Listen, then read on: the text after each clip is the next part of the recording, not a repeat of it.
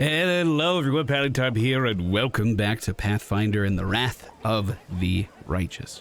I'm having a super duper frustrating day. It is just one thing after another, and at the end of the day, none of that stuff matters. But I'm ready to unwind and sink my teeth into this story. Unfortunately, I couldn't find time on the weekend to stream some more episodes, so we are going to have a little break in the action. I am recording this at 6 p.m. on Monday night. You might think I might be able to get this video out in time, but because of our upload speed, it takes about 4 hours to upload one of these episodes. So we'll let it go overnight. Tuesday, New World is coming out. We're planning on streaming that most of the day, but I will take a break to stream some Pathfinder as well. And before we jump into things, I just wanted to say thank you to everyone that hits the thumbs up button on every episode, helping us with the YouTube algorithm. Thank you to everyone that's been leaving us tips down in the YouTube comments. Thank you to everyone that's been stopping by the streams on Twitch. Again, I'm planning on streaming Tuesdays and Thursdays every single week, showing off this game. Hopefully we have a nice quiet episode. A lot of people were suggesting that I talk to my party kind of now that we're back at the tavern. To recap on the story, we've been in the marketplace of Canabras for quite some time. It was a huge zone. We fought off a lot of demons, a lot of zombies. We found some friends along the way, but luckily for us, we were able to return to the safety of the tavern. Is it a little puppy? Why are you moving so fast? Let me pause. Let me look at you. Wow.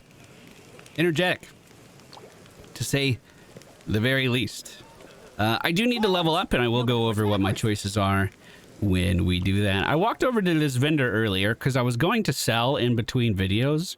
I clicked on weapons, and I noticed that some of my allies' equipped weapons are actually on the list of things I can sell. For instance, Radiance. Oh, Seelah, what? Oh yeah, we gave her a different weapon. Okay, never mind. I'm just gonna sell some stuff. I was really overbuilding that. I clicked the bulk sell option, and it looks like it put a lot of knickknacks and just merchant items and spoons and bowls into the vendor's inventory without me having to click on all of that. Although some of this is used for crafting. I don't really know how to craft anything yet, so maybe I don't feel too bad about vendoring this stuff. Or I just made the biggest mistake of my life. Just wait and we shall see. I like the option here. We can just flash him Radiance to see if he recognizes it.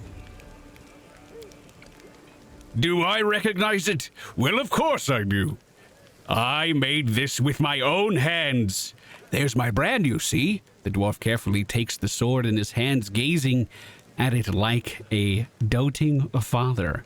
Oh, Yanil, things have been tough without you, but at least we've still got your sword. That's something. Joran returns the sword to you. In battle, ordinary weapons get blunted. They break. But sometimes a weapon can preserve. I don't even know how to explain it. I'm no authority on these things. But something like an echo of deeds done with that weapon, or more like the reflection of the wielder's soul. I don't know. I will say one thing. Take care of that sword. Enil may no longer be with us, but the demons will still remember why they need to turn tail and run when they see Radiance. That's really cool, actually. I had no idea that he was the one that made it. Ah, that scabbard's all worn. We can't be having a fine sword like this being carried around in that tatty thing.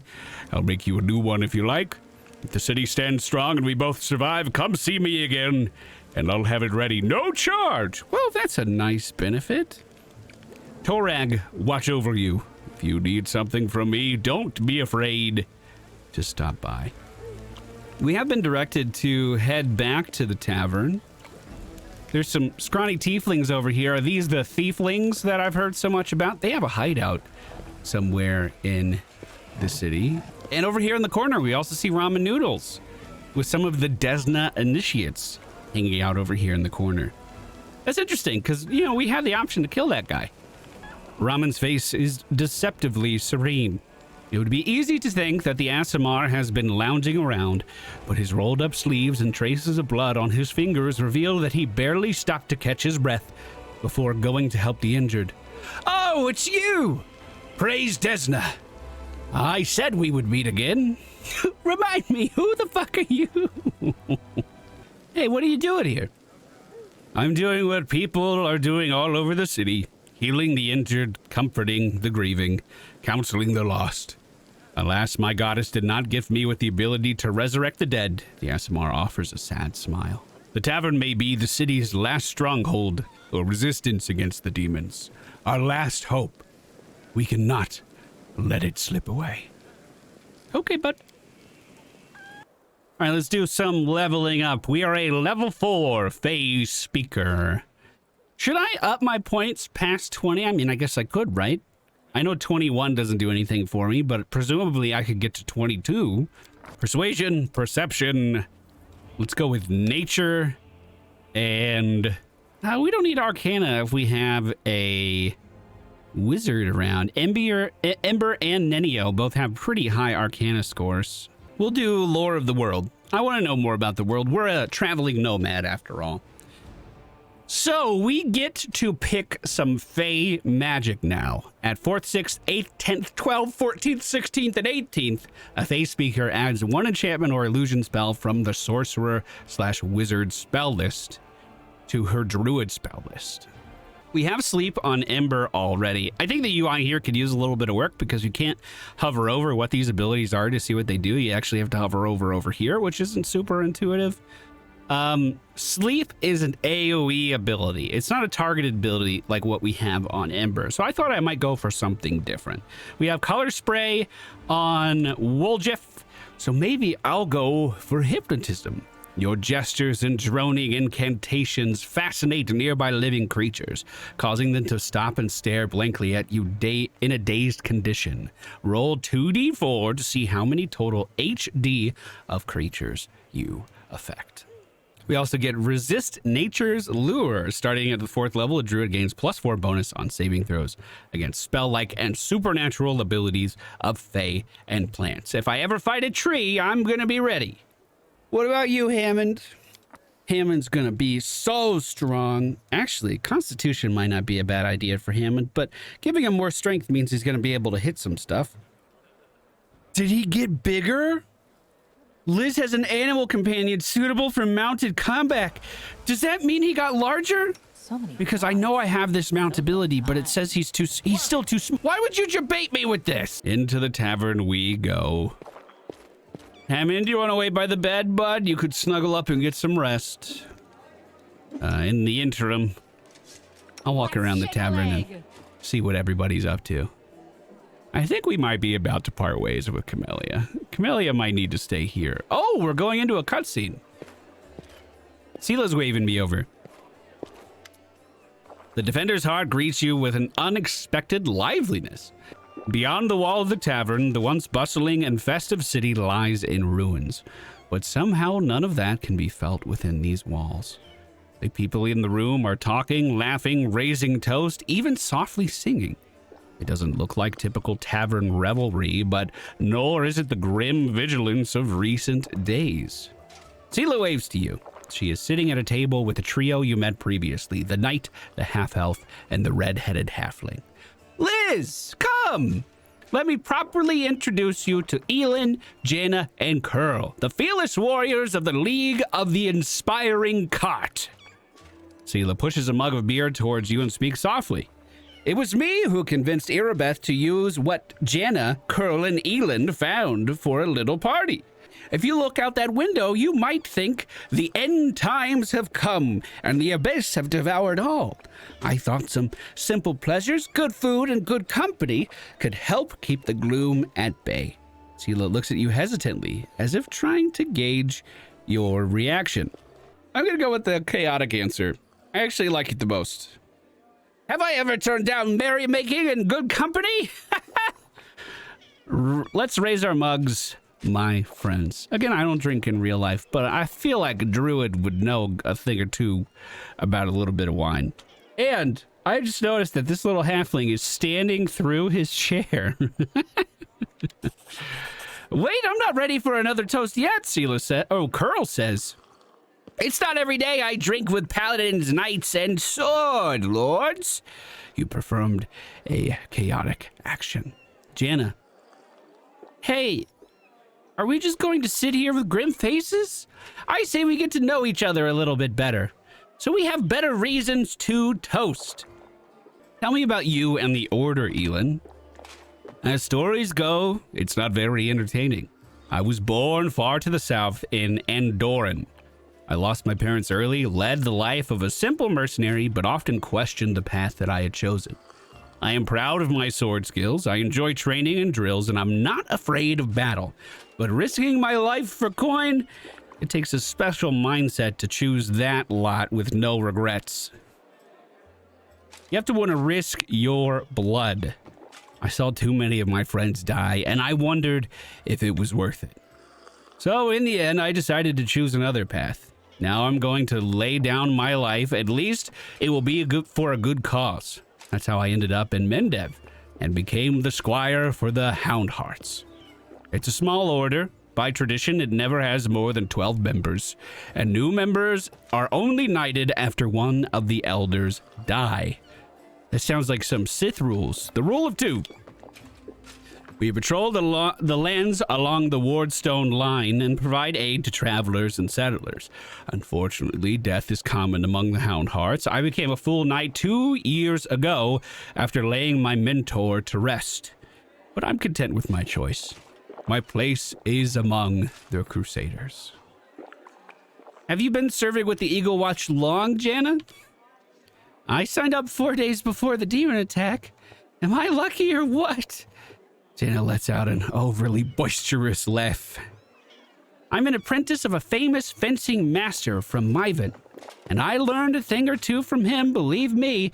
I soon got bored of fighting off bandits and getting involved in the petty squabbles of the bickering river kingdoms. I wanted a proper challenge, and you can't find a better place than Mendev. And what do you know? The moment I arrived, the demonic invasion began. My father would say that's no accident. Fate brought me here. What about you, Curl? I did what everyone else was doing. I grew up in the slums where everyone stole a little or maybe smuggled or, guarded stashes. So Curl stares into his mug gloomily. But I never killed anybody. I never did anything really bad. I got caught stealing, and when they made me choose between prison and the condemned, well, of course I didn't want to go to prison. I'm not that good of a fighter, but as Norgorber is my witness. Who's Norgorber? Is that a god? He's known as the once mortal god of thievery and assassination. Oh. A thief can also be useful in a war against demons. I've always been a good scout. I sneak under the nose of any monster. But I don't know where my friends are now. We got separated and the demons rampaged through the city. So how do all of you know Seelah? I was returning from the south from my fiancée, and I was happy to be in the company of a paladin of Ayalmade. We said our farewells at the city gates, and I went north, along the road to Dresden, to my order's camp. Aelin's face grows grim at the mention of the camp. The demons attacked us there.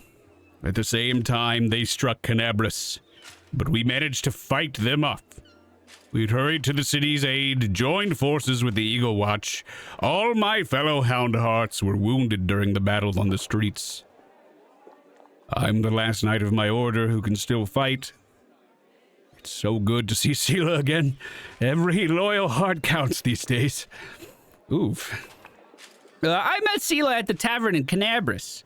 For the attack, of course.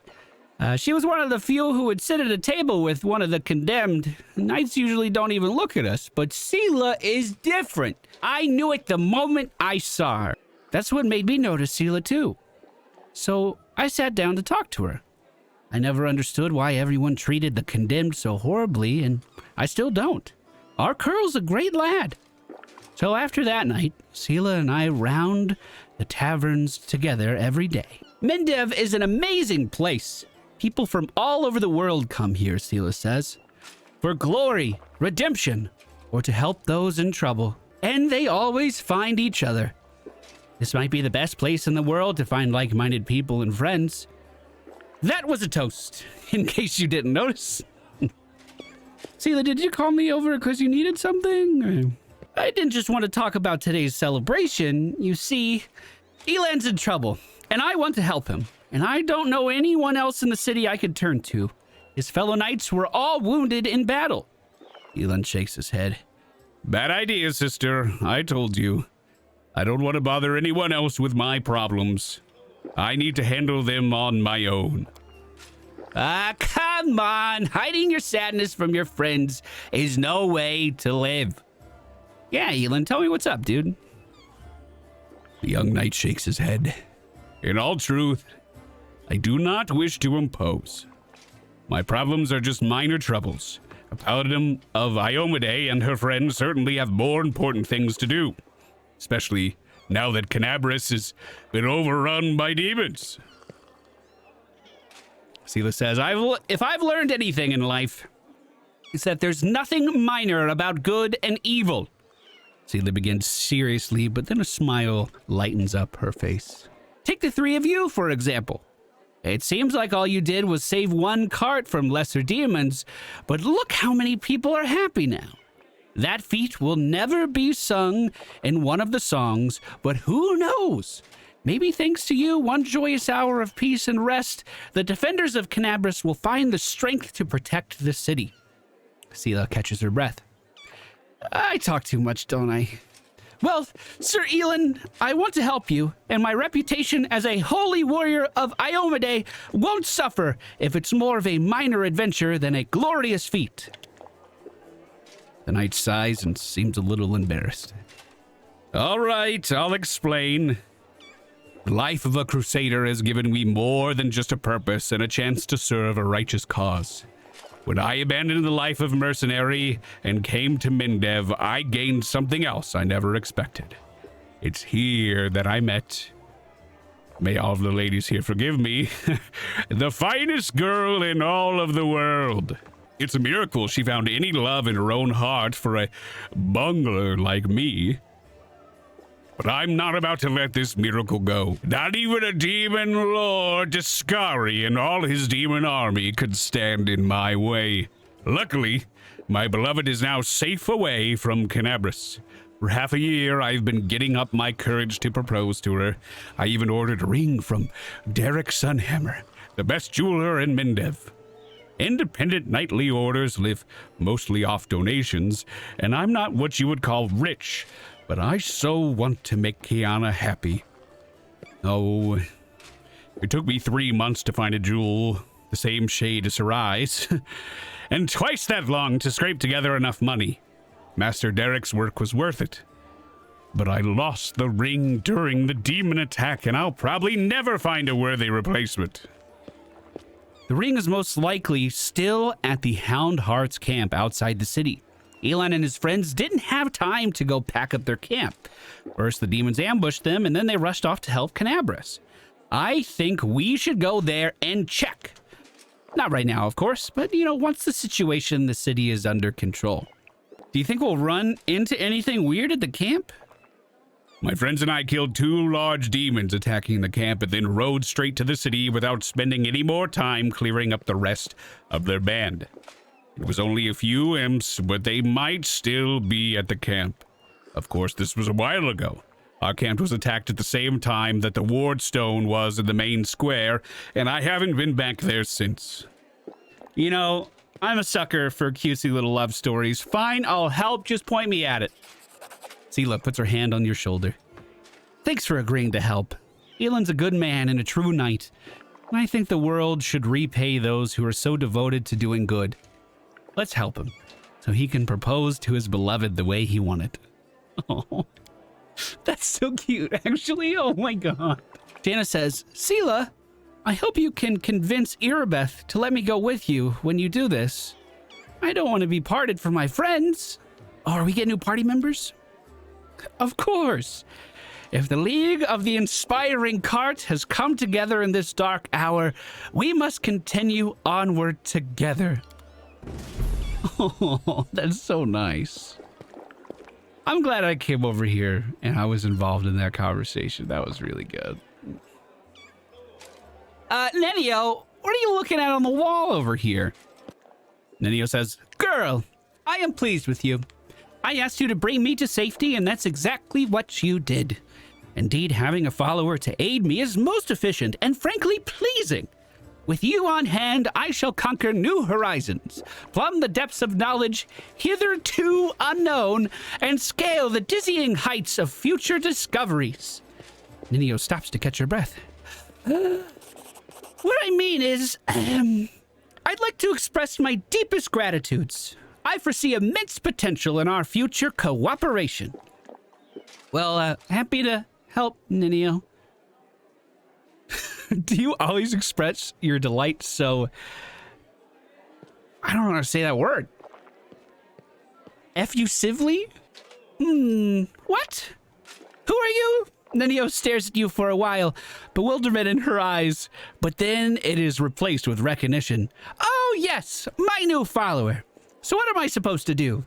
Oh, yes, I must provide some verbal encouragement for your as yet modest achievement and try to induce you to strive for more of such encouragement. She frowns, but only for an instant. Ah, I see. Your modest nature was unsettled by the overabundance of my gratitude. I do apologize for putting you in such an awkward position. I will never praise you again, unless I forget. But let's get back to business at hand.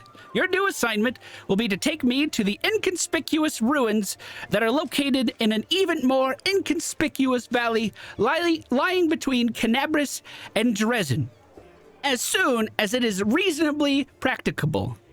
I'll mark the place on your map with large red cross so you won't forget it. What's so special about these ruins? I'm glad you asked. This is my greatest hypothesis, my secret project, and I won't pass up the opportunity to share it with you, because you are my most loyal follower, and you are worthy of possessing such knowledge. Ninio rubs her nose. And also because you're the first person to ever ask me about it. Some time ago, I was walking the border of the World Wound, and I met a strange person. He was wearing a frayed gray robe, and his face was hidden behind an odd white mask.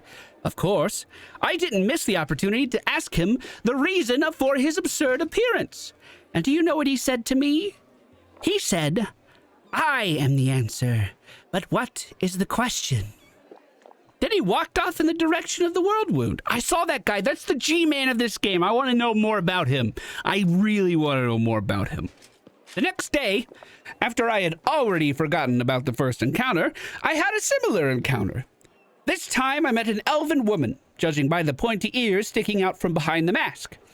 "I am the answer, but what is the question?" she said, before taking off towards the World Wound.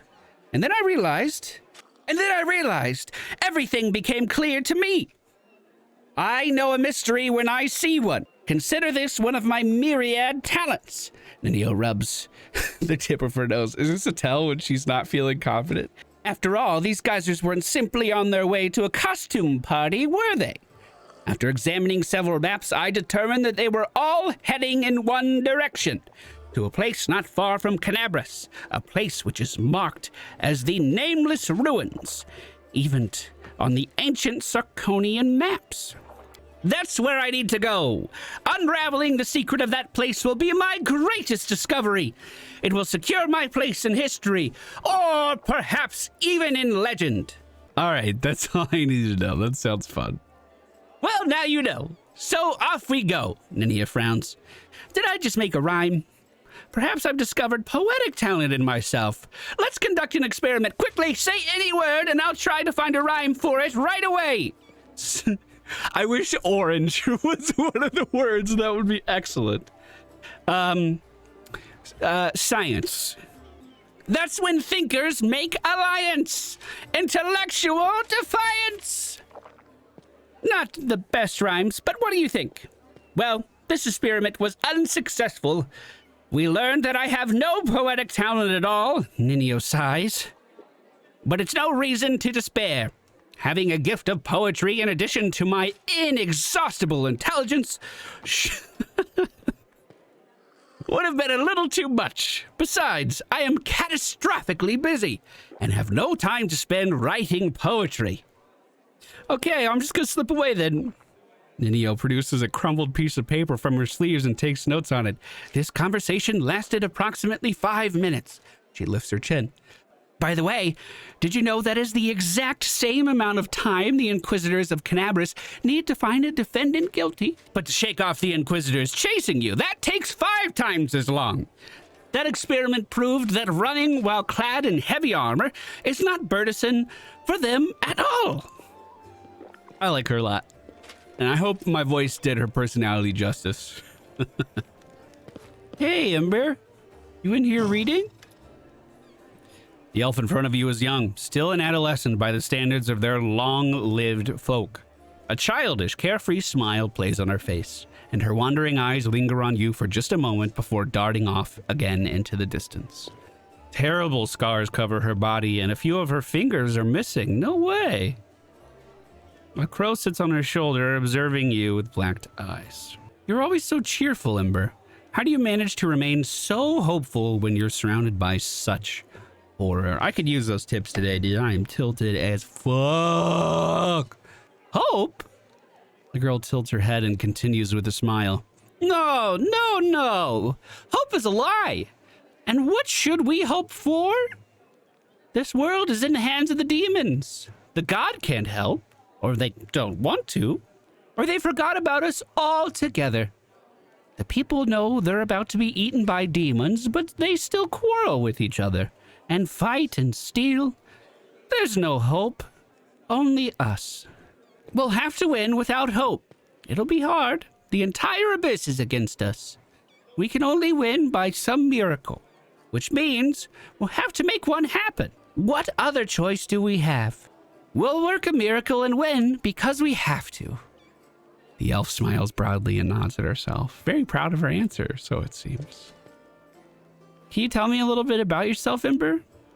Well, they call me Ember. I used to live in River City, and now I walk with you. That's my story. Can you tell me how you got these scars, Ember? It happened by accident. My dad and I came sailing down the river to join the crusade. Dad said that all the good people were going to the world wound to heal it.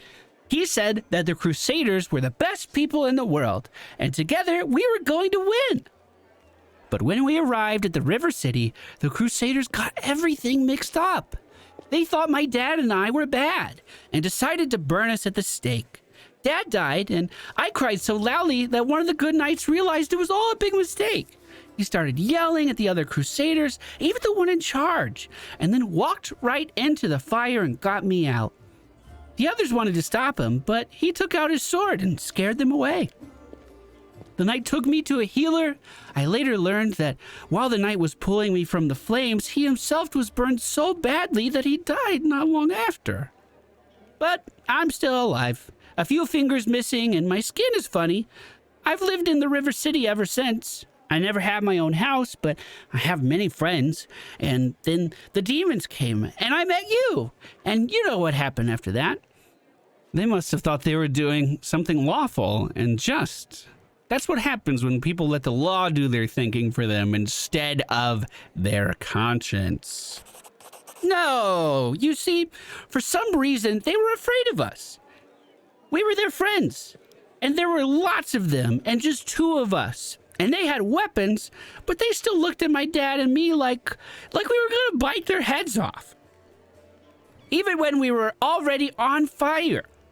Even when that good knight was carrying me away in his arms, they looked at us with terror.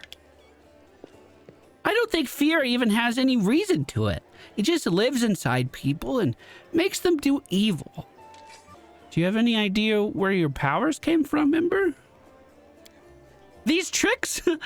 I got them from my grandma. She used to be my father's grandma. Wait, what? That's not how grandmas work. And before that, his father's. I've never seen her myself, but she's very clever and kind. When I lived on the street, sometimes she left food for me or a blanket in the winter. Sometimes I feel her stroking my hair as I fall asleep. But if I open my eyes, there's no one near. She also sent me soot. The girl scratches the crow's beak, and the bird grumbles heavily in response. She tells Soot how to do different tricks, and Soot teaches me. Oh, we passed a religion check. It appears the girl doesn't know who exactly gives her these powers, but you can guess from her words that her patron is Andoletta, a powerful archon, one of the ephemeral lords, also known as the Grandmother Crow. Well, thank you, Ember. It was lovely to talk to you. Oh, not at all. I didn't really tell you anything. Okay. So go. The elf watches you with a radiant smile as you leave. I like Ember a lot. Camellia, hey. I don't really know how to say this, but I think you should stay here. Really? What a pity.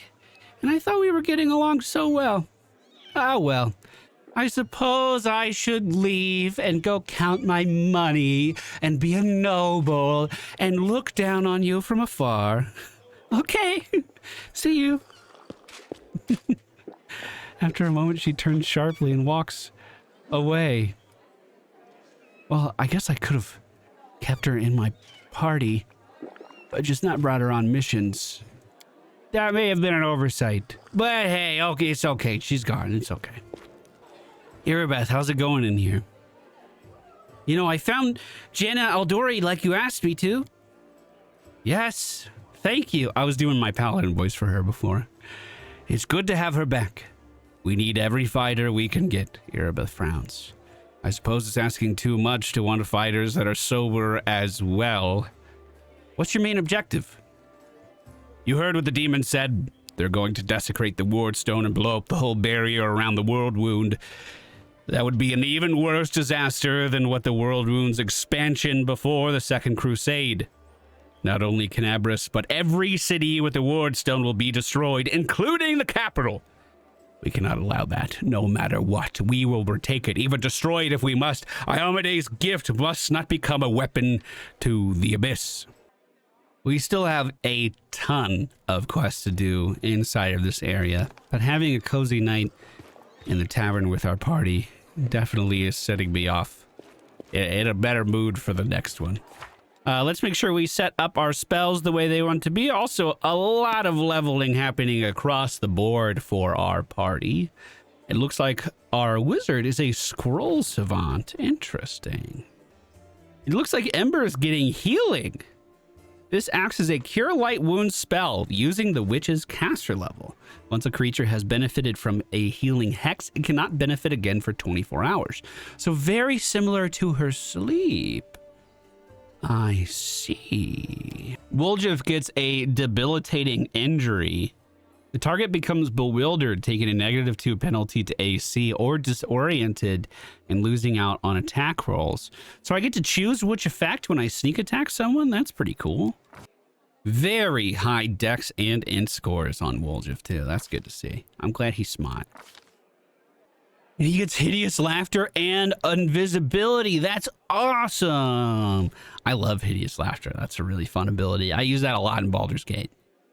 Land stats are pretty even in comparison. Strength, dex, and wisdom all sitting around 17 and 18. As he levels up, he gets key power True Strike. I don't really understand what a +20 insight bonus does for him. Additionally, he is not affected by the mischance that applies to attackers trying to strike a concealed target. Okay. Seelah gains an additional use of Smite Evil. Her strength goes up to 18, Constitution at 14. Her charisma is very high. I could tell just from talking to her. And wow, she gains access to a lot of new abilities. Holy moly. Oh, she can cast spells now. She couldn't cast spells before. Awesome. That's going to do it for our episode today, team. I hope you enjoyed it, even though it was just some lively chatter with our allies. I feel a little bad about telling Camellia to just leave. I mean, she could have hung out at the tavern. She didn't have to leave the tavern. But oh well, if we weren't jiving, we weren't jiving. You know what I mean? I do have some new spells to arrange here, and I'll think about that. But we'll save that for next video. Appreciate you guys being here. We are going to stream on Tuesday, although that probably already happened by the time you see this video, unless I could somehow sneak it out on Monday night. We'll see how the wind blows. Appreciate you guys. See you again soon.